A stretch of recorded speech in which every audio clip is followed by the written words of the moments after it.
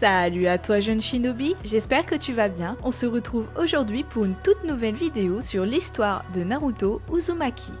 Avant de commencer cette vidéo, petite question de culture, dites-moi en commentaire qui était le père de Naruto Uzumaki.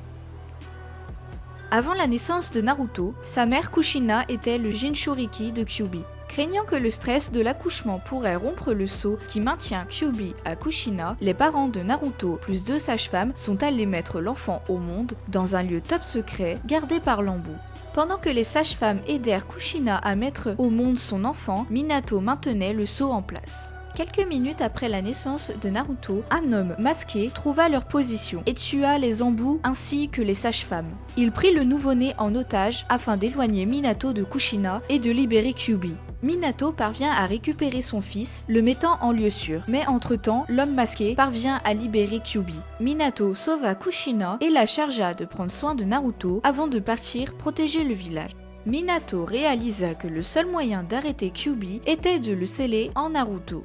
Du fait que le chakra de Kyuubi était trop intense, Minato fut forcé de sacrifier son âme afin d'affaiblir le renard en séparant ses chakras yin et yang en lui et son fils, avant de succomber de ses blessures aux côtés de sa femme après avoir reçu un coup fatal du renard destiné à leur fils. Devenu orphelin, Naruto vécut sans jamais rien savoir à propos de ses parents, recevant seulement le nom de famille de sa mère, car Hiruzen pensait qu'il était préférable que personne ne sache que son père était le 4e Hokage. Bien que le dernier souhait de Minato était que son fils soit vu comme un héros, seul le 3e Hokage et quelques villageois parviennent à mettre leur peine et leur rancœur de côté.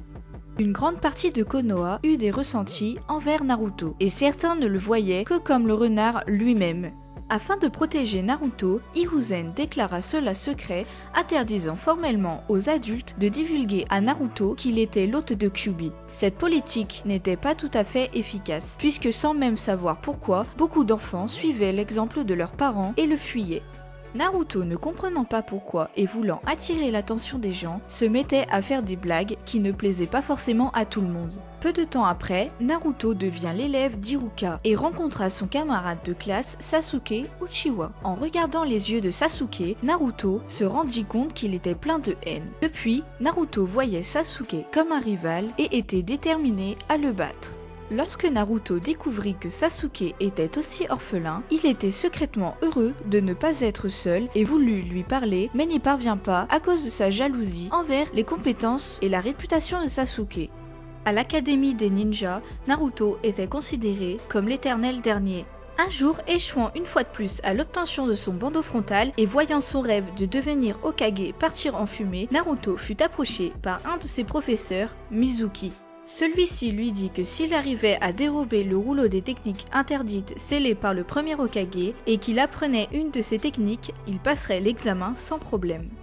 Naruto vola donc le rouleau et passa la nuit à maîtriser l'une des techniques du rouleau appelée multiclonage sans savoir que les ninjas du village étaient à sa recherche. Lorsque Iruka retrouva Naruto, il découvrit que Mizuki était impliqué dans l'incident et qu'il avait dupé Naruto afin de lui voler le rouleau. À ce moment-là, Mizuki les attaqua et révéla à Naruto que le démon renard à 9 queues était scellé en lui. Par la suite, Naruto utilisa le multiclonage et créa des milliers de clones afin de sauver Iruka. Après avoir maîtrisé une technique si difficile, Iruka décide de remettre à Naruto son bandeau frontal. Par la suite, Naruto fut désigné membre de l'équipe 7, devenant le partenaire de Sasuke Uchiwa et de Sakura Haruno, faisant d'eux les élèves de Kakashi attaqués. Peu de temps après les examens Chunin qu'il échoue, Naruto quitta le village avec Jiraiya afin de s'entraîner et de le protéger de l'Akatsuki. Pendant ces 2 ans et demi, Naruto perfectionna ses techniques et améliora ses compétences de ninja en utilisant le taijutsu sous la tutelle de Jiraiya. Au cours de Naruto Shippuden, il prouva sa valeur dans les batailles contre les membres de l'Akatsuki. Sa victoire sur les 6 corps de peine lui a valu une très grande renommée dans le monde des ninjas. Étant un descendant du clan Uzumaki, Naruto possède une résistance et une vitalité incroyables. Le fait d'avoir Kyuubi y accroît encore plus ses capacités. En effet, selon Kakashi, le chakra de Naruto est environ 4 fois plus élevé que le sien. Naruto est naturellement adapté au jutsu utilisant une grande quantité de chakras comme le multiclonage. Alors que la plupart des ninjas sont capables de créer quelques clones en toute sécurité, lui, Naruto, est capable d'en créer des centaines tout en gardant une quantité de chakra décente dans chacun d'eux. Au niveau taijutsu, Naruto a toujours été moyen, mais cela s'est amélioré tout au long de la série. Il a pris les katas des crapauds de Fukasaku. Niveau ninjutsu, j'ai déjà parlé du multiclonage qu'il a appris très rapidement à utiliser. Dans Shippuden, Naruto utilisait ses clones pour apprendre un jutsu. Il fut capable d'apprendre ce qui prenait habituellement des mois ou des années en plusieurs jours, ce qui accéléra considérablement sa formation. Naruto apprenait aussi le Rasengan. Cette technique est aussi appelée l'ordre tourbillonnant. Elle a été créée par son propre père, Minato. Pour faire simple, c'est une sphère très concentrée de chakra que l'on crée dans sa main. Le Rasengan devient l'attaque favorite de Naruto qui inventa d'autres techniques basées dessus, notamment le Rasen Shuriken. Plus tard, Naruto apprit le Senjutsu avec l'un des ermites du mont Mobyoku. Suite à cet entraînement, Naruto pouvait passer comme Jiraiya en mode ermite en utilisant le chakra Senjutsu. Pendant la 4e Grande Guerre, Naruto réussit à maîtriser Kyuubi au point de savoir se transformer en mode bijou. Cela lui a grandement augmenté ses pouvoirs. Sa force et sa vitesse ont été décuplées, donnant des coups très puissants, pouvant faire jeu égal avec 3 bijoux. Il peut lancer l'ordre des démons à queue. Celle de Kyuubi est particulièrement très puissant car il est le plus puissant des bijoux. Ses queues peuvent se transformer en bras de chakra. Ceux-ci sont beaucoup plus puissants et beaucoup plus longs que ceux de Naruto en mode chakra de Kyuubi. En effet, ils peuvent immobiliser les 5 bijoux rien qu'en les tenant par le cou. Il peut également créer la tête de Kyuubi pour attraper des objets ou pour utiliser des bombes bijoux. Naruto possède aussi la technique de Rikudo. Après sa rencontre avec l'ermite Rikudo, Naruto obtient le chakra des bijoux, ce qui permet à Naruto d'utiliser leur pouvoir. À plusieurs reprises, lors de la 4e Grande Guerre, le 2e Hokage Tobirama déclara que Naruto ressemblait beaucoup à son frère Hashirama, le premier Hokage. Naruto est le genre d'élève qui apprend avec la pratique et non la théorie, d'où ses notes médiocres à l'académie.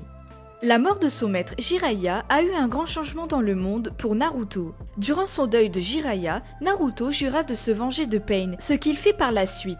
Il continua sur cette voie en éliminant tout le reste de l'Akatsuki, mettant fin à la fois à la 4e Grande Guerre ninja. Quelques années plus tard, Naruto réalisa qu'il était amoureux d'Hinata. Rappelez-vous, cette dernière lui avait avoué ses sentiments lors de leur combat contre le 6e corps de Pain. Et oui, il aura fallu 2 ans pour que Naruto réalise enfin que lui aussi était amoureux d'elle. Ils se marièrent et eurent 2 enfants, Boruto et Himawari. Quelques années plus tard, Naruto finit par remplacer Kakashi et devient le 7e Hokage. Ce sera tout pour cette vidéo, j'espère qu'elle t'aura plu. N'hésite pas à liker, à commenter et surtout à t'abonner, ça me ferait hyper plaisir. Tu peux aussi venir me rejoindre sur Instagram si tu le souhaites, le lien sera en description. En attendant la prochaine vidéo, portez-vous bien, bye les shinobi!